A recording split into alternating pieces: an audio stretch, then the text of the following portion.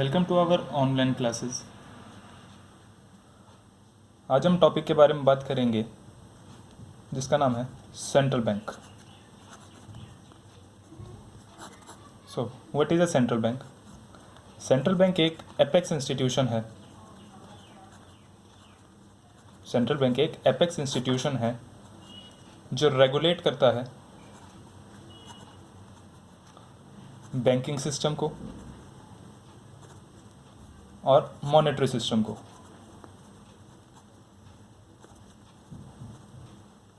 किसी भी कंट्री के।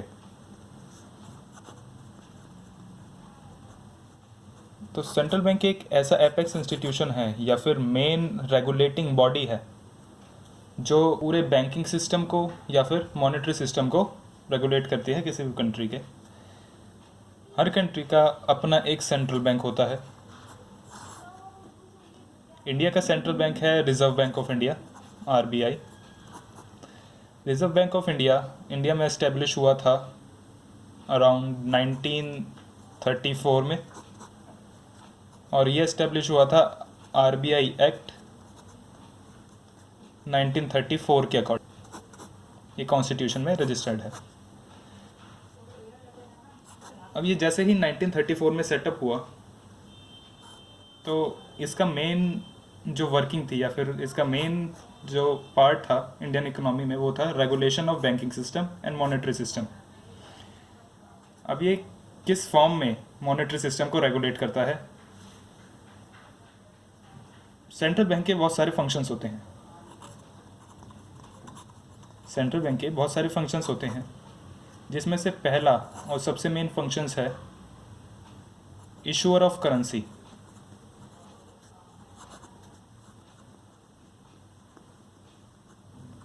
Issuer of currency.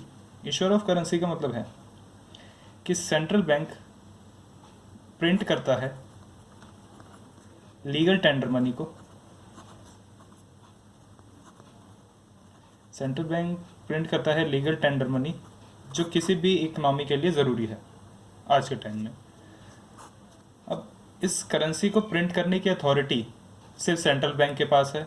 तो सेंट्रल बैंक के पास एक मोनोपोली है। सेंट्रल बैंक के पास एक मोनोपोली है जिसके अकॉर्डिंग वो करेंसी प्रिंट कर सकता है, और जब मार्केट में ज़रूरत हो या फिर जब इकोनॉमी को ज़रूरत हो वो मनी सप्लाई करेगा।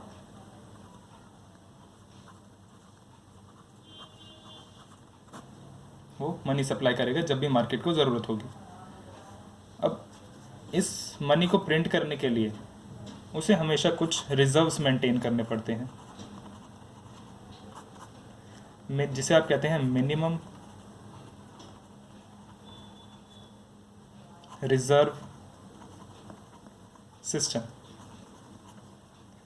Minimum reserve system. Minimum reserve system आपको कहता है कि आपको अगर करेंसी प्रिंट करनी है अकॉर्डिंग टू इंडियन इकॉनमी तो आपको मिनिमम रिजर्व चाहिए या फिर आपके पास मिनिमम असेट्स होने चाहिए 200 करोड़ के,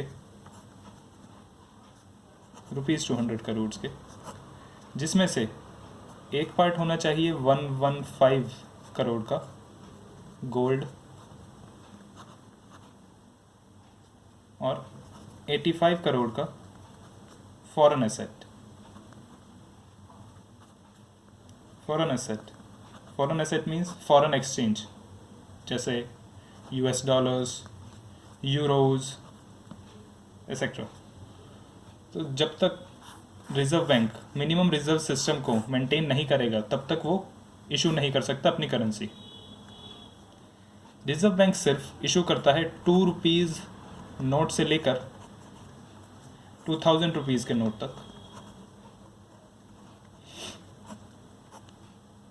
और जो बाकी के कॉइन्स हैं या फिर 1 रुपी नोट है वो मिंट करता है मिनिस्ट्री ऑफ फाइनेंस। वो मिंट करता है ministry of finance. Reserve bank के पास सिर्फ इतनी अथॉरिटी है कि 2 रुपीज़ के नोट से लेकर 2000 रुपीज़ के नोट तक प्रिंट करे। जितने भी कॉइन्स हैं और 1 रुपी नोट है वो बनाता है मिनिस्ट्री ऑफ फाइनेंस। ये एक मेजर फंक्शन है किसी भी कंट्री के सेंट्रल बैंक का। दूसरा मेजर फंक्शन जो है वो है banker to the government. Banker to the government क्या कहता है आपको कि गवर्नमेंट की, किसी भी कंट्री की गवर्नमेंट की सारी ट्रांजैक्शंस आरबीआई मेंटेन करता है या फिर उस कंट्री का सेंट्रल बैंक मेंटेन करता है। जितनी भी आपकी गवर्नमेंट की डिपॉजिट्स हैं वो सेंट्रल बैंक के पास जाती हैं। जितने भी लोन्स हैं, गवर्नमेंट लोन्स जितने भी लेती है वो सारे सेंट्रल बैंक से लेती है। थर्ड, जितनी भी आपकी लीगल ट्रांजैक्शंस या फिर आपकी फाइनेंशियल ट्रांजैक्शंस हैं, फाइनेंशियल ट्रांजैक्शंस वो भी सेंट्रल बैंक करता है। फोर्थ, आपके और फंक्शन जैसे हो गया रेमिटांसेस प्रोवाइड करना किसी भी कंट्री को। रेमिटांसेस मीन्स हेल्प प्रोवाइड करना किसी भी कंट्री को, वो भी सेंट्रल बैंक के थ्रू ही हेल्प प्रोवाइड करवाई जाती है। आपकी जितनी भी बुक्स ऑफ अकाउंट्स हैं वो सेंट्रल बैंक मैनेज करता है गवर्नमेंट का। तो banker to the government means government की हेल्प करता है सेंट्रल बैंक। कैसे? उनके सारे डिपॉजिट्स एक्सेप्ट करता है, लेकिन डिपॉजिट सिर्फ एक्सेप्ट करता है वो करंट अकाउंट की फॉर्म में, कोई टाइम डिपॉजिट्स एक्सेप्ट नहीं करता। वो सिर्फ डिमांड डिपॉजिट्स या फिर करंट अकाउंट की फॉर्म में डिपॉजिट एक्सेप्ट करता है। गवर्नमेंट को लोन ग्रांट करता है, उनकी सारी फाइनेंशियल ट्रांजैक्शंस हैंडल करता है। दूसरी कंट्री को रेमिटांसेस प्रोवाइड करवानी हो तो वो प्रोवाइड करवाता है सेंट्रल बैंक, और बुक्स ऑफ अकाउंट मैनेज करता है गवर्नमेंट की। इंडिया में सेंट्रल बैंक एक ऑटोनॉमस बॉडी है। ऑटोनॉमस बॉडी मतलब गवर्नमेंट का सेंट्रल बैंक पर कोई कंट्रोल नहीं है। सेंट्रल बैंक एक फ्री बॉडी है जो अपने आप मूव करती है according to welfare of the country. Central bank को अगर सही लगेगा कि मनी सप्लाई करनी चाहिए तो वो करेगा, वरना नहीं करेगा। गवर्नमेंट का उसके ऊपर कोई भी कंट्रोल नहीं है एक्सेप्ट 1 और 2। ओके, तो सेंट्रल बैंक एक ऑटोनॉमस बॉडी होता है।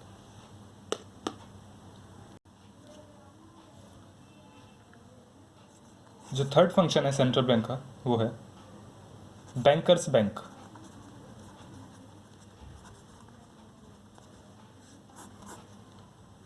And supervisor. Bankers bank and supervisor ये फंक्शन आपको बताता है कि पूरा banking system central bank control करता है। कैसे? जितने भी आपके कमर्शियल बैंक्स हैं, जितने भी आपके कमर्शियल बैंक्स हैं उनको गाइडलाइंस सेंट्रल बैंक देगा। मीन्स जितने भी आप अपने आसपास बैंक्स देखते हैं वो कमर्शियल बैंक्स हैं, और जो मेन रेगुलेटरी बॉडी है वो है सेंट्रल बैंक। तो जितने भी गाइडलाइंस है कमर्शियल बैंक्स को वो सेंट्रल बैंक देगा। जैसे कि आपका इंटरेस्ट रेट कितना होना चाहिए मार्केट में, चाहे वो लोनेबल इंटरेस्ट रेट हो या फिर सेविंग इंटरेस्ट रेट हो, आपको कितना मार्जिन सेट करना है लोन पर, या फिर आपको कितना अमाउंट का लोन प्रोवाइड करना है, एसेक्ट्रा एसेक्ट्रा। जितनी भी गाइडलाइंस है वो सारी सेंट्रल बैंक प्रोवाइड करेगा कमर्शियल बैंक को हमेशा। कभी भी बैंक को ज़्यादा ज़रूरत पड़ी, मीन्स बहुत सारा टाइम आता है या फिर काफ़ी बार एक टाइम आता है कि कमर्शियल बैंक के पास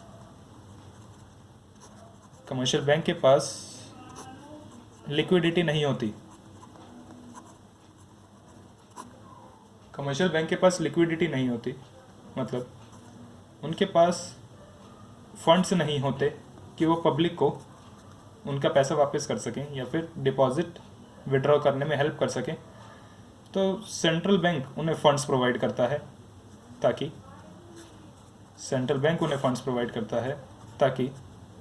कमर्शियल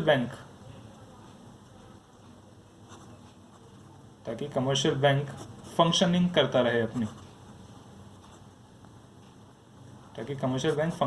रहे काफ़ी बार होता है कि जब कमर्शियल बैंक्स आपके बैंक करप्ट हो जाते हैं, कमर्शियल बैंक्स बैंकरप्ट हो जाते हैं तो सेंट्रल बैंक बीच में आता है उन्हें बचाने के लिए, मींस उन्हें लिक्विडिटी प्रोवाइड करता है, उन्हें बेस प्रोवाइड करता है ताकि वो दोबारा अपना काम स्टार्ट कर सकें। इसलिए सेंट्रल बैंक को कहा जाता है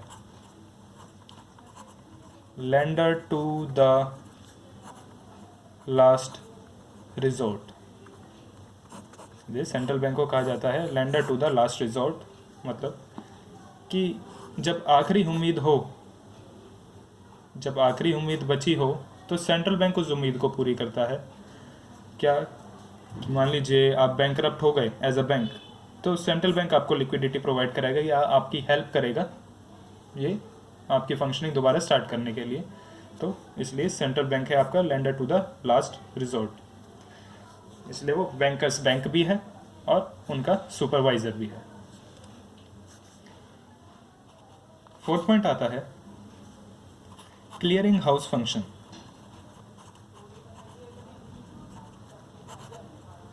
क्लियरिंग हाउस फंक्शन आपको क्या कहता है? क्लियरिंग हाउस फंक्शन आपको कहता है कि जितने भी आपके बिल्स ऑफ एक्सचेंजेस हैं या फिर आपके चेक्स हैं, वो क्लियर करता है हमेशा सेंट्रल बैंक। वो क्लियर करता है हमेशा सेंट्रल बैंक। कैसे? अगर आपने मान लीजिए बैंक ए का चेक बैंक बी में डिपॉजिट किया, तो बैंक ए से फंड्स ट्रांसफ़र करने का जो इंटरमीडियरी का काम है वो पूरा करेगा सेंट्रल बैंक। मींस जितने भी क्लियरिंग हाउस फंक्शन है कि चेक को क्लियर करना या फिर बिल्स ऑफ एक्सचेंजेस को क्लियर करना, वो सारा हेल्प करता है सेंट्रल बैंक आपको अचीव करने में। फिफ्थ, आपके फॉरेन एक्सचेंज,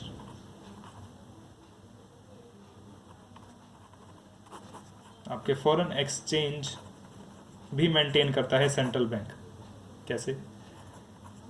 जितने भी आपको फॉरेन करेंसी की ज़रूरत होती है इंपोर्ट्स करने के लिए, एक्सपोर्ट करने के लिए, या फिर टूरिज़्म के लिए, या फिर मेडिकल फैसिलिटीज़ लेने के लिए, वो भी मैनेज करता है सेंट्रल बैंक। अगर आपको फंड्स की ज़रूरत है तो आप सेंट्रल बैंक के पास जाकर उन फंड्स को रेज़ कर सकते हैं। वो अपने पास एक अकाउंट बना कर रखते हैं कि अगर किसी भी समय आपको ज़रूरत पड़ी यूएस डॉलर्स की, मान लीजिए आपको यूएस डॉलर्स की ज़रूरत है, तो अगर आप फॉरेन एक्सचेंज के लिए सेंट्रल बैंक के पास जाएंगे तो वो आपसे अमाउंट लेंगे जिस मार्केट पर प्राइस पर यूएस डॉलर चल रहा है और आपको फॉरेन करेंसी प्रोवाइड करवा देंगे। अगर आपको चाहिए यूरोज़ तो आपको यूरोज़ प्रोवाइड करा दिए जाएंगे। आपको कोई और करेंसी चाहिए तो आपको वो भी प्रोवाइड करा दी जाएगी।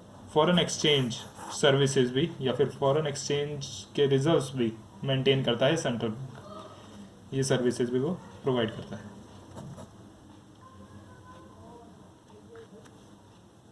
एक और इम्पॉर्टेंट फंक्शन है controller of money supply and credit. Controller of money supply and credit आपको क्या कहता है कि सेंट्रल बैंक जितना भी क्रेडिट है,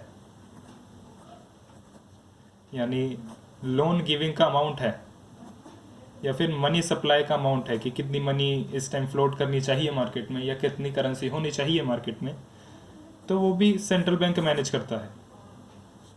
उसके लिए वो डिफरेंट ऑपरेशंस यूज़ करता है,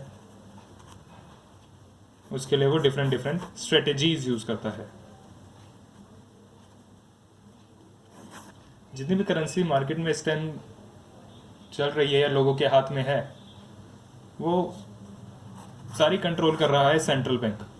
किसके थ्रू? इसके लिए दो मेजर्स होते हैं, क्वांटिटेटिव मेजर्स और qualitative measures. Quantitative measures and qualitative measures, इन दोनों क्रेडिट्स को कंट्रोल करने के लिए और मनी सप्लाई को कंट्रोल करने के लिए। सो सेंट्रल बैंक मनी सप्लाई को भी कंट्रोल करता है और क्रेडिट को भी कंट्रोल करता है थ्रू इट्स मॉनेटरी पॉलिसी या फिर through it's principles. Hope you like this video. Thank you very much.